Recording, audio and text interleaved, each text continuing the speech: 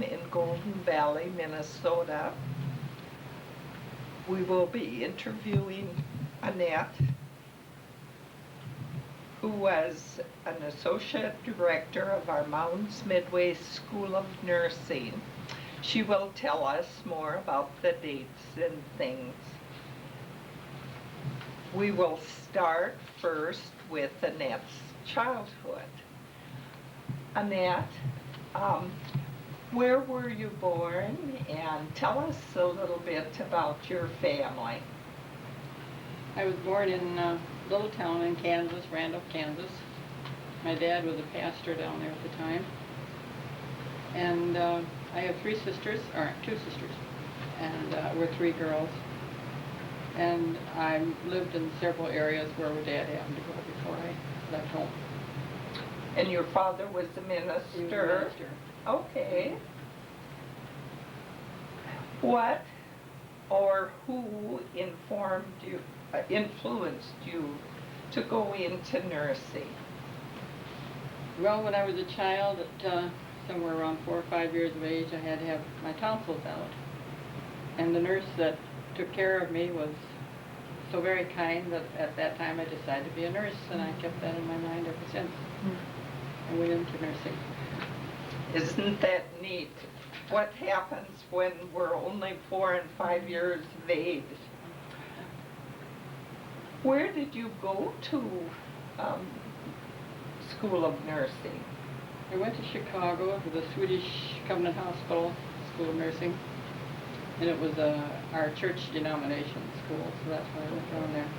And was that a 3-year program? That was a 3-year program Okay. at that time. And then did you continue with your education after that? Then I came up to the University of Minnesota, and from there I went on to Mounds Midway. Okay. How did you happen to go to Mounds Midway School of Nursing? What were the events leading up to that? My sister was also a nurse, and she was working at that time at Midway and thought it was such a good place, so I went over there and worked. Who interviewed you? Did you see Mary Danielson at that time? I saw Ann Friesberg first, and then Mary Danielson together with her. And Ann Friesberg at that time was nursing director of the Midway Hospital. And Mary Danielson at that time was the director of the Mounds Midway School of Nursing, as well as the director of the Mounds Park Hospital. What positions did you hold during the time you were in this position? I know you had several. I was instructor, and I was house mother. Instructor, what courses did you teach? Well, I was the only one at Midway, so I taught nursing arts, as they called it then, medical surgical nursing, and I did what we called at that time follow-up nursing. That was clinical experience. Okay. What other positions did you have then? Well, then later on I became assistant and then associate director of nursing. Okay. So that was my title. Then you also had a very big position taking care of the student nurses in the dormitory, didn't you? Yes, I was house mother for a while, and also I took care of their health problems at that time too. And then was teaching, and some classes I had to go out to Mounds Park to teach as well as to Midway teaching. Okay, so you probably took a streetcar back in those days. Took a streetcar back and forth. Now, I would just like to turn it over to you, Annette, and if you would just kind of take some of the happenings of the Mounds Midway School of Nursing during the time you were there in this position.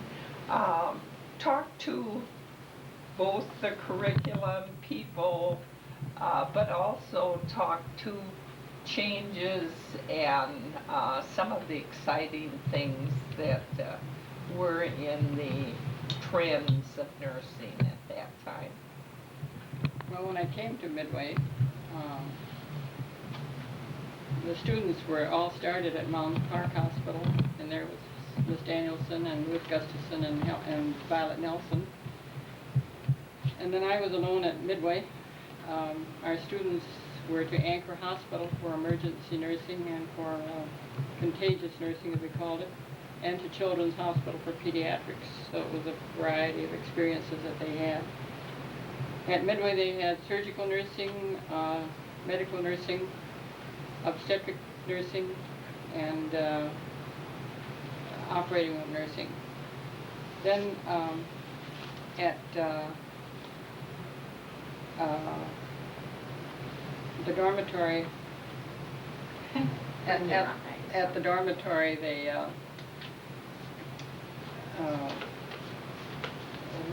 would have, I'd have to take care of the student as well as the clinical area. Then during the war years, we went in, the students became cadet nurses, and they had the last 6 months of the clinical experience. They were without classes but had clinical experience only. They could be assistant to the head nurse. They went to Indian reservations, they went to Navy base, they went to Army base, anywhere in the United States, a variety of experiences. Then we got a new dormitory during this time because we had more students, we needed it. Then about in 1945, the Nursing League for the National League for Nursing started to have evaluation of schools of nursing, and we knew that we should be evaluated, but Dr. George Earle felt that we should apply and find out our weak points and our good points, and then carry on from there. So we did have the evaluation, and we were not accredited, but we did get to know what we could improve on and what we should improve. After that first evaluation, however, we were accredited at all times. One of the suggestions was that certain classes should be taught at the university. And so because of that, Mounds Midway School of Nursing as a school was closed, and we entered with Hamlin University and became Hamlin University School of Nursing, Mounds Midway Division. And I'm going to interrupt now. Was that not based on Dr. Brown's report that all educational, nursing educational facilities should move into academia, either the 2-year or the 4-year, so that the patient in the hospital would no longer be paying for the education of nursing students, but that it would be on the basis of the taxpayer paying the well person. That's right. And that was a national trend, and since we did not have the 2-year associate programs in Minnesota at that time, like they had in California especially, the only other alternative was going into the 4-year program. And yet we were a 3-year program. Yes, But right. we had those courses at the university, which is what they wanted. And at that time also, students went into paying tuition. Prior to that, they didn't pay tuition. So this was an added cost to the student. But at the university then, they were taught chemistry, psychology, sociology, and microbiology. The students came to us in the summertime with the courses, and then they would come in the fall to this Mounds Midway and receive their nursing clinical experiences. Wasn't another reason why they wanted that was so that as nursing students continued with their education, that they, instead of receiving blanket credits at the university, would have concrete credits towards a higher degree if they wanted. And this they did have pursue. at the Hamlin Yes. School. And we had Dr. Alice Brethurst at Hamlin, and Daphne Ralph followed after Dr. Brethurst retired. And they were the deans. They were the of deans the at the school. schools. We continued on with the Hamlin until about 1960. Then Hamlin School closed, and we reopened Mounds Midway School of Nursing. Then we had Juana Sanby as a director from 1958 to 64, Nadella Esplin from 1964 to 66, Jean Miller from 1966 to 68, and Virginia Anderson from 1968 to 1971, and Shar Olson from 1971 to 1983. At that time, however, we had to do something with our classes that we took out of Hamlin, so we had TV classes started where we had chemistry, psychology, sociology, history of nursing, and microbiology taught on the television program. Lois Anderson, Mounds Midway graduate, coordinated the instruction and the television classes. It was St. Barnabas School of Nursing, Northwestern, Abbott, and Mounds Midway that took part in this program. Now, was this the first time nursing had been done by educational TV? That was the first time. Yes. And I think it was the first time that any courses were taught on TV. Nationwide. Nationwide. And we came on Channel 2 with the educational program. Then, during that span of time, the three-year program schools were beginning to close, so that program was ended. And instead, then we went to Bethel College for instruction in the courses. And Bethel instructors came to Midway for teaching of the courses.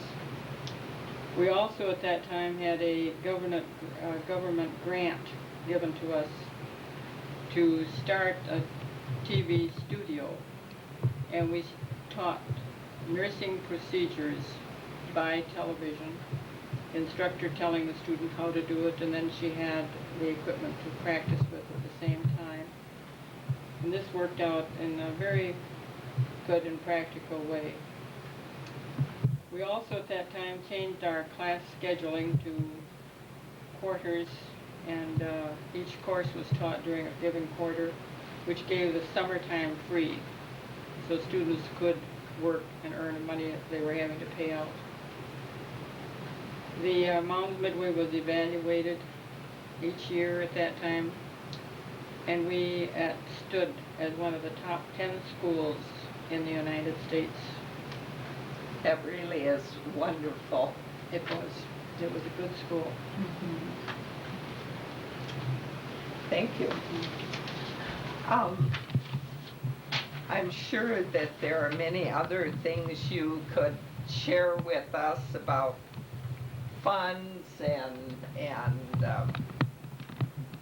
banquets and boat trips and the choir. It might be interesting for people to know about our former choir director, where he lives. Yes, Jim Davies is living here at the same retirement center that I am, and he was with the Mounds Midway Choir for 20 years. And during that span of time, they went on choir tours each year for a week at a time, and it was marketing value. And Jim is now here at the manor where I live. He has very many happy memories of the Mounds Midway days, and he's now directing a choir here in which I sing. So. That really is neat. Annette, what 2 or 3 significant things or happened to you because you were a nurse that you might like to share with us? I think my beginning days of nursing, it used to thrill me just to see a patient walk out of the hospital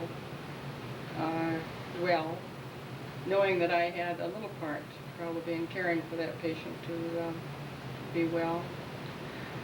As working with students, I think the joy of seeing the students working, many of them going out as missionaries, and many of them continuing into nursing, So even though now I'm retired, I feel I'm expanding out yet because of the work that the other students, that the graduates are still doing. Well, Annette, we would like to say thank you from the Mountains Midway Alumni Association for taking this time to share about your role in contributing to Mountains Midway alumni from around the world. Thanks. Thank you.